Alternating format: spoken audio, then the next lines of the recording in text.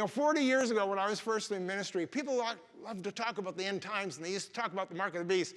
And it was so funny because they assumed it had to be a tattoo, right? I mean, we had none of this technology, so it had to be a tattoo. So they say, well, whatever you do, don't get a tattoo of 666 on your hand like this guy. I mean, is that what I'm going to do?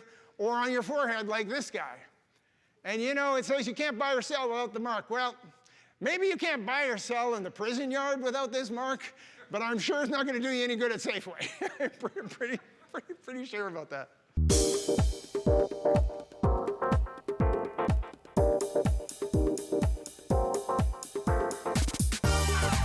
Welcome to Church of the Rock from Winnipeg.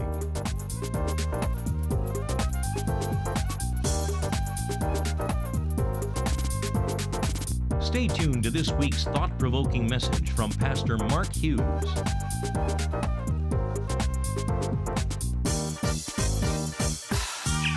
Kirk to Enterprise. Beam me up, Scotty.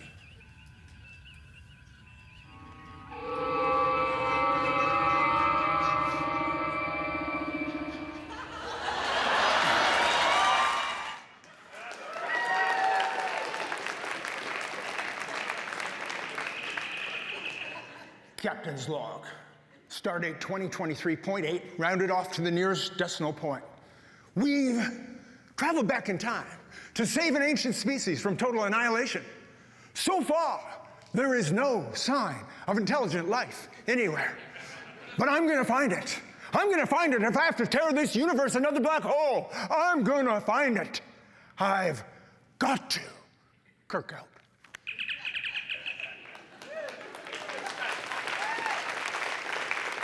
Well, good morning, everybody. My name is Captain James T. Kirk, captain of the USS Enterprise, but you already knew that. And I hope everybody is doing well, and welcome aboard today. And let me take you on a little bit of a tour and tell you what we're going to be talking about. First of all, let me ask you this question. Do we have any Trekkies in the room? Any Trekkies in the room? Of course, a Trekkie is a Star Trek fan. I'm a big Trekkie fan, but particularly the original series. So the original series came out in 1966. It ran until 1969. It was canceled because of poor ratings. They produced 79 episodes, but what the networks did not know was that there was this residual cult following of Star Trek, and it came back in reruns in the 70s, and it was bigger in the 70s than it was in the 60s, actually. And then it spawned a whole universe of programs. Of course, there was 9 different TV shows from Next Generation and Deep Space Nine and Discovery and Voyager, etc., and 13 motion-length pictures. Now, for me, the original is always going to be, the gold standard in which it's measured. And as far as the captains, you can't really beat Captain Kirk. And you can't beat William Shatner as Captain Kirk. You probably don't know this. There was 5 different Captain Kirks in different shows and different movies. Did you know that? But William Shatner. There's only guy that really held a candle to him, and that was Chris Pine in the reboot of the prequel. Do you remember him? And you know what the key to being Captain Kirk is? A smug look. That's the key. So I think I got this, I'm nailing this, don't you think? Now, let me tell you a little bit about the history, because the genius behind Star Trek is actually not Captain Kirk at all. It's Gene Roddenberry. He was the creator of this, and he was actually a movie producer who did Westerns. This will explain a lot, actually. He did Westerns, but he was a sci-fi fan, and so what Star Trek was, it was wagon trains set in space. And that's why they were discovering new lands and new civilizations and boldly going where no man had gone before. And in fact, boldly go, they really did.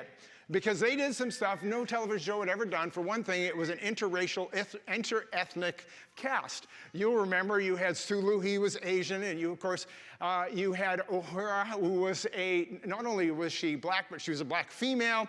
And then you had, we had Scotty, what was he, Swedish, Irish? She's not gonna take much more, Captain. And so you had Scotty, and then of course you had Chekhov. Now don't forget, Chekhov is a Russian. This is 1960s. US is in a Cold War with Russia, and they put a Russian on the board of the Enterprise. And of course they were breaking incredible ground back in those days.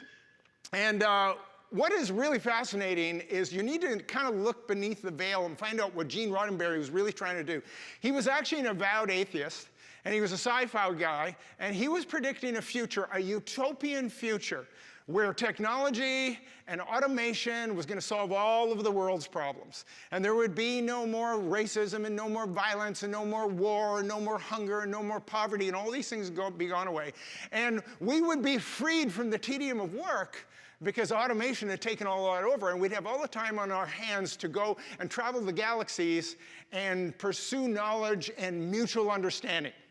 Now, I think there's a great irony in this story because Captain Kirk was anything but enlightened. Because every single place he went, he ended up in a battle to the death with some alien life force. Isn't that right? And so he was kind of an old school swashbuckling. He was basically a pirate in space. So, it kind of messed up the whole thing. But, I have a big question for us today. And the big question for us today is this really the future? Is this the future that they predicted? Are we on that track? Is technology going to solve all of our problems? Or is technology possibly the problem? And so when it comes to the technology, nobody quite nailed it like Star Trek did. I mean, 50 years before any of this existed, they invented the cell phone, right? The communicator. It was invented, wireless communication. Not only that, it was a flip phone. Not only that, it was voice activated. Kirk to Enterprise. It was just really extraordinary. And of course, don't forget the Bluetooth earpiece. I've got pictures of all this stuff. The Bluetooth earpiece. Then there was video calling and video conferencing way before its time, way before Skype, and way before Zoom. And don't miss this. Look at the television screen. It's 1966. It's a flat screen television, 16.9 aspect ratio. I'm telling you. And how about the iPad? Oh, come on. Steve Jobs, are you really trying to expect us to believe you invented the iPad? It was Captain Picard. Everybody knows that. And then, of course, there's the 3D printer. And then there was the MRI. And then, of course, how about the taser? We're using the taser. Well, they didn't call it the taser. They called it the phaser. And now I'm going to do this just for your sake. I'm going to set it to stun. You can set it to kill or set it to stun. So I'm going to set it to stun. It's got a delay. There we go. I got this thing. Oh, sorry, I had that set to kill. No one's going to know the difference. Don't worry about it. And then, of course, there was artificial intelligence. And so when it came to what they were predicting about the technology, that technology was all in place. So I have a very ambitious message today. I'm going to go and dive into the scripture, particularly the book of Revelation. Hello. I'm going to dive into that, and we're going to look at technology and the future, and I'm going to kind of see if I can weave this all together and whether Star Trek makes any sense or not. Now, I'm going to have to give you a little caveat. There's a possibility I get this all wrong. Just so you know, probably not. But there's always a possibility. It's like Yogi Berra said. He said, it's difficult to make predictions, especially about the future. So just keep that in mind. And here's where we're going to go. We're going to go into the book of Revelation. You all remember who wrote that. That was John the Apostle. He outlived all the other apostles. He ended up in his advanced ages, actually. They most think he probably lived about 90 years old. He was in exile on the island of Patmos, and he had a vision. And the vision was of the future. And this vision was apocalyptic, meaning it was going to happen. It was going to happen. But the challenge with apocalyptic literature is it's written symbolically. And so it's very difficult. If you just read the book of Revelation without trying to interpret anything, it won't make any sense at all. I mean, you're not going to make heads or tails out of the book of Revelation. You're going to have to do some interpretation because there's so much symbolic language. Having said that, we're going to launch into it. We're going to spend some time in Revelation chapter 13. I'm going to start at verse 1. It says, then I stood on the sand of the sea, and I saw a beast rising up out of the sea, having 7 heads and 10 horns, and the 10 crowns, and on his heads a blasphemous name. Now the beast which I saw was like a leopard. His feet were like the feet of a bear, and his mouth was like the mouth of a lion. And the dragon gave him his power, his throne, and his authority. And I saw in one of his heads as if it had been mortally wounded, and his deadly wound was healed. And all the world marveled and followed the beast, and they worshiped the dragon who gave authority to the beast. And they worshiped the beast, saying, who is like the beast? Who is able to make war with him? Now, this first part's actually not difficult to interpret because he talks about this beast, and though we don't know exactly what the beast is, if it's a person, if it's a nation, if it's a thing, we don't really know. But this is what we know. It's like the leopard, it's like the bear, and it's like the lion. And all you have to do is go back to the book of Daniel, chapter 7, and we discover who they were, and those were kingdoms. And of course, the leopard was the kingdom of Babylon, and the bear was the kingdom of Medo-Persia, and the lion was the kingdom of Greece. And so we know whatever this thing is going to be, it's going to be some sort of ruling empire or power or authority in the earth that rules over the earth. That's the essence of that first part. The second thing we learn from this is it's the dragon that gives it the power. And the dragon was interpreted in only one chapter before this. In Revelation chapter 12, it says the dragon, who is the serpent of old, the devil, and Satan. So it's really, really, really clear who this is. And it says that whatever this beast is was mortally wounded and was healed and came back to life. And remember, what we're talking about here is the spirit of the Antichrist. And whatever the Antichrist is going to do, one thing for sure, he's going to try to counterfeit what Christ did. And of course, to have a counterfeit resurrection, makes all the sense in the world. So that's the first part, not too difficult. It gets a little more difficult after this. Verse 14 says, "And he deceives those who dwell on the earth, and by these signs which he is granted to do in the sight of the beast, telling those who dwell on the earth to make an image to the beast who was wounded by the sword and lived. And he was granted power to give breath to the image of the beast, and the image of the beast should speak and cause as many who would not worship the image of the beast to be killed." So now we know that there's this beast, whatever the beast is, and the people of the earth were commanded to make an image of the beast and to worship the image of the beast, which tells us this, that the image, the beast is actually not a physical thing that you can see. It's right, you have to make an image of it. Now, if you have to build an image and you have to give it a voice, then that means technically it doesn't have an image and a voice of its own. Are you following this so far? And so what we are going to do is we are going to give it that. So I'm going to give you my best guess. Here's my best guess. Now, just keep in mind that for 2,000 people, people have been guessing what the beast is, and they've been wrong for 2,000 years. But I'm going to give it a crack. Why not? You ready for this? And my best guess as to what the beast is I think it's artificial intelligence. And I've actually been saying that not just recently, I've been saying that for 20 years. And every time I say it, I get more convinced that it's true because we're getting closer and closer to this idea. And the ability to create an image nowadays is so simple. I mean, we can create an image of anything that is completely believable. I mean, we have CGI, computer-generated images, that we watch on movies all the time. We don't even think about it. You watch the movie Avatar, and you see the humans, and you see these blue creatures, and they're interacting together, and they both seem real to you. You watch the movie The Transformers. Those Transformers, they look real. They're so animated. They're so lifelike. The movements of the voices and the movements of the bodies are so real.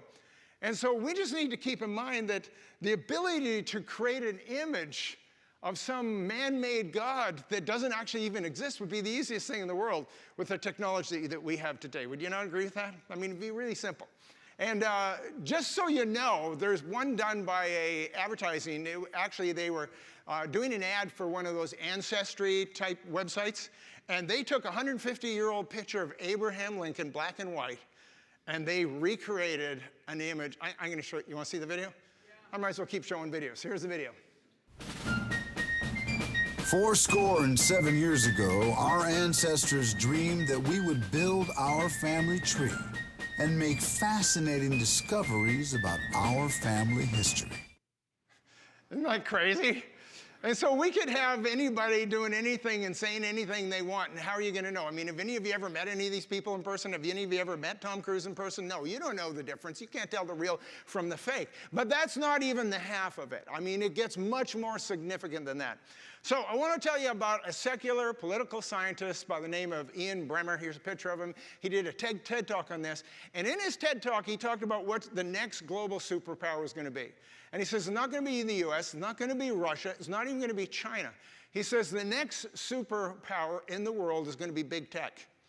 And his reasoning was whoever controls technology in the future is going to control the world. And he points out in this TED Talk, it's quite fascinating, that they're actually already doing it. Big tech has the ability to control us and manipulate us, and we don't even know it. And you know, people always say, well, I'm surfing the internet. I got news for you. You're not surfing the internet's surfing you. Do you know what I'm talking about here? It's the fact that they use these bots, these algorithms, and when you start to search something online, it begins to register and think that through the algorithms and starts feeding you more and more of that. So if you go off into right-wing media, let's say, then you'll get more and more right-wing media. If you go off into left-wing, you'll get left-wing media. If you go off into climate change stuff, you'll get that. If you go into stupid cat videos, you get stupid cat videos. It will feed you whatever you want. The problem is you end up in an echo chamber with people who already think like you think. And we don't think, where people say, well, I searched it on the internet and I found out this. No, the internet searched you, is what really happened. And you know, I'm not kidding about this stuff. I bought a new cell phone recently because I dropped mine in the lake. And I bought a new cell phone. I spent a few days researching, bought the phone, and now the Google is completely attacking me with stuff about cell phones. I don't actually care about cell phones. I want to see stuff about Brad Pitt. Why am I seeing all this stuff about cell phones? So I did some searches, and I'm back onto the Brad Pitt stuff. And you get my point. It's really scary what's happening with this. These algorithms actually have the power to manipulate us and to take us down this garden path. And you know, when you look at the things that have happened in recent history, you know, Black Lives Matter, for example, we know that George Floyd was the catalyst of that, but it would not have happened without social media. Social media stoked that. The January 6th Capitol Hill riot was stoked by social media. The Freedom Convoy in Canada would not have happened without social media. And social media has a way of taking something, and it's kind of a bit neutral most of the time, but not always. I want you to think about during the pandemic when big tech decided what was going to be misinformation and what wasn't. And this was a scary thing for many of us. It should have been, because who said they could decide what truth was and what wasn't truth and what was disinformation and what was misinformation? And so they decided they were going to censor a whole bunch of stuff that they didn't agree with, and consequently there was research being done into the vaccine that we never heard about because the Google wouldn't let it online, and Facebook and everywhere else. You know, we're living in this world where we don't recognize the power of what is happening with this whole thing called social media and online. And so we're looking at these companies like Facebook and like YouTube and like Google and like Apple and like Microsoft and like Amazon. And they are investing literally billions and billions of dollars into artificial intelligence. And whoever wins this race is pretty keen on it, because whoever wins this race is going to really control the world. Maybe they'll all control the world together. And the countries will have limited authority and power in the world, because social media and artificial intelligence is going to be the true superpower in the world. And we're approaching something called, you probably heard this term, it's called the technological singularity. And that is the moment in which artificial intelligence passes human intelligence. Now, I would have thought that would have happened years ago, because I don't feel like we're that bright. But apparently it hasn't happened yet, but we are on the threshold on that. And when that happens, then what you have is you have self-learning computers. Computers that don't need to be programmed, computers that don't need to be inputted information. It already exists. There is a computer, they were shocked because it taught itself a language. They did not input it, they didn't tell it to learn that language. It just was online and communicating and bringing all this information. And they've already discovered that these computers, these AI computers, actually can learn things they're not programmed to do. It becomes a very scary world when you consider this, because what happens is they take on a form of consciousness. And that's what the singularity will bring us to, this form of consciousness where computers are doing things we didn't ask them to do. And remember what I said in the passage? The passage said, who can make war against the beast? And presumably, we've all seen the Terminator movies, which is exactly what happens when artificial intelligence gets a mind of its own and takes over and decides they're going to destroy the human race. Now, I look at this, I don't know, I'm just speculating, I'm looking at this, and I say, maybe, just maybe, this is where it's going. So let me just carry on in the verse here, because I got to wind this up somehow. Revelation chapter 13, verse 16 to 18 says this. He causes all, both small and great, rich and poor, free and slave, to receive a mark on their right hand or on their foreheads, that no one may buy or sell except one who has the mark or the name of the beast or the number of his name. Here is wisdom. Let him who has understanding calculate the number of the beast, for it is the number of man. The number is what? 666. So we've been hearing about that number for ages and ages and ages, and we don't really know what that number is. It says, he who has wisdom, let him calculate the number.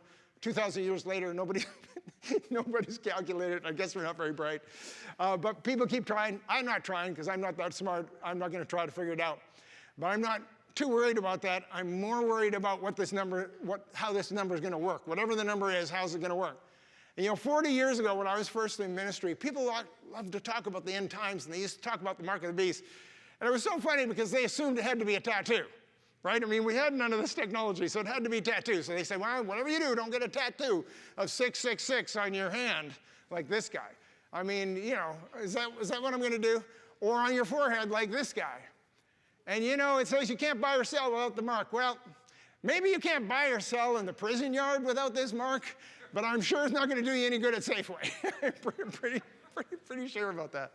And so here's the thing about this whole technology, about not being able to buy or sell without a mark on your hand. The technology 100% exists already, and you use it every single day. When you take your credit card and you go to that machine and you tap that machine, how do you think that's working?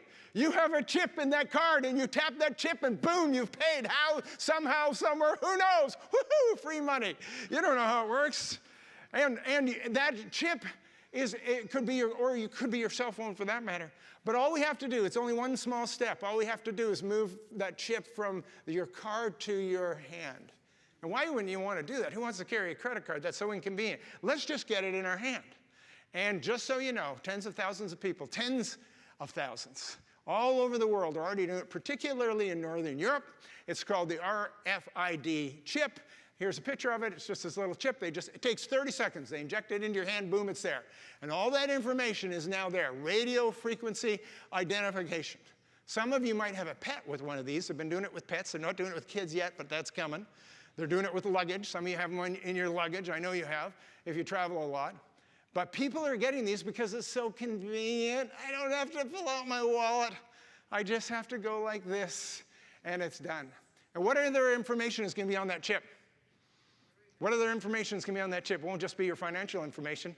I mean, it's going to be your keys to your car. It's going to start your car. It's going to open your door. It's going to do everything. Oh, here's one. You could put your medical information on that. You know what the vaccine passport did? It desensitized us to this. And there's a big push for digital ID, and there's a big push towards this. And it'd be just a matter of time. You say, well, people aren't going to want to get that chip. They're going to resist it. No, they aren't. People are going to be lining up for this. The time will come where they're going to be lining up for this, and those of you that don't take it, they're going to be ridiculing you, asking me how I know. We've been to this rodeo before, right? We've been to this thing. We know what's going to happen. You say, well, Pastor Mark, it didn't just say the hand, it said also the forehead. Well, that's even one step further, the forehead. Let's go for the neural implant, right? Did you know Elon Musk's Neuralink got approval from the FDA to do human trials with the Neuralink brain implant? And of course, here's what it looks like. That's the implant. It can go different places on your brain, but it goes in your brain.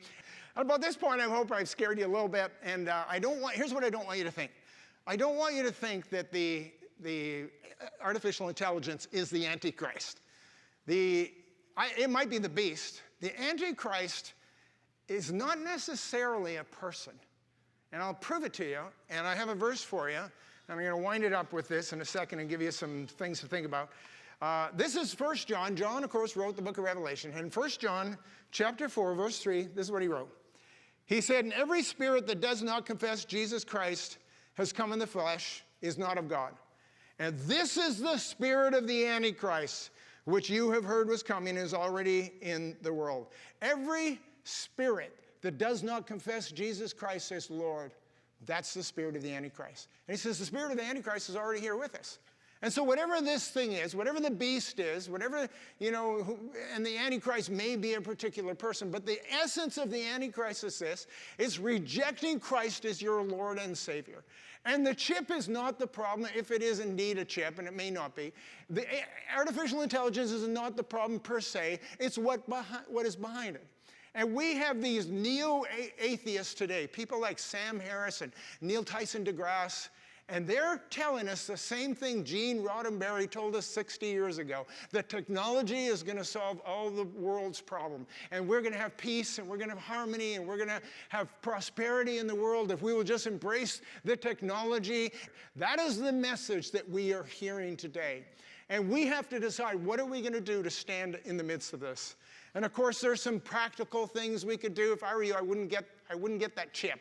That's probably one of the things I wouldn't do. But more importantly, what we're going to have to do is we're going to hang on to Jesus. And we're going to have to ride out this time. And this time is going to be a challenging and a difficult time. And I want to give you 3 quick things, because this is what the Scripture tells us. We say, if we end up living through this time, how do we live through it? What are my tools? What are my weapons? And I'll tell you what they are. They're in Revelation chapter 12, verse 11. And it says, and they overcame by the blood of the Lamb and by the word of their testimony, and they did not love their lives even unto death. And the first thing is this, it's the blood of the Lamb. You say, how does the blood of the Lamb save me for anything? I'll tell you why. You don't have the mark of the beast because you were already marked by the blood of the Lamb. And you'll remember in the Passover, what happened is they took the blood of the Lamb and they marked their door with it. They marked their household. And the angel of death passed over that home because it was marked with the blood of the Lamb. And you are marked with the blood of the Lamb. Your name is written in the Lamb's book of life in heaven. You are a citizen of heaven. And so whatever happens in the world, we go, I'm going to hang on to Jesus because I am marked with the blood of the Lamb, not the mark of the beast. Number 1, the word of the Lamb. Number 2, the word of your testimony. Now, people think the word of your testimony is this. The word of your testimony is that, story you have about when you came to Christ and how you finally found Jesus. And that is part of your testimony, but your testimony continues every single day. Your testimony is what God is doing in you and through you every single day, and the most powerful weapon you have is to maintain your declaration of the gospel. Paul said, I am not ashamed of the gospel of Jesus Christ. That's your testimony. If we're going to stand, if we're going to make it during this time that is coming, a time that will test the world like no other time in history, the Bible says, we're going to have to stand upon the blood of the Lamb and the word of our testimony. I love it when I see actors and athletes and football players that make a good play, and then they go like this and they point up to heaven one way onto Jesus. And they say, I just want to thank my Lord Jesus Christ today. I love the boldness and the tenacity and the courage they have to declare their testimony every single day in the midst. If you were arrested for being a Christian, my question for you is this: would they have enough evidence to convict you? So number 1, the blood of the Lamb. Number 2, the word of your testimony. Number 3, love not your lives even unto death. Now that hardly makes sense until you start thinking about it. Because what happens is our life in this world becomes too dear to us. And for the sake of convenience, we'll do whatever they tell us to do. And we don't want to lose our house, and we don't want to lose our job, and we don't want to lose our credibility, and we don't want to lose our reputation. And you look at the early church, and you know what the early church was doing? They were willing to sacrifice it all. And they lost their homes, and they lost their farms, and they lost their jobs, and they lost their reputation. And they did not love their life, and sometimes they went to the very point of death. And that's what happened with Shadrach, Meshach, and Abednego that day in Babylon, where the image of the beast was erected before them, and they were told to bow down, and they would not bow down, even for threat of the fiery furnace. And they went into the fiery furnace, and God showed up in the person of Jesus Christ and spared them. There was a 4th man in the furnace, and he saved them and rescued them in the midst of it. And that's how you overcome in the last days. You see, you need to hold on to Jesus, because greater is he who is in you than he that is in the world. And if God be for you, who can be against? Let's stand together, shall we? If you'd like a booklet to help you understand more about God's gift of forgiveness and reconciliation through Jesus Christ, please contact us, and we'd be happy to send you a free copy of the Book of Hope. visit our website at www.churchoftherock.ca. Thank you for watching, and God bless you.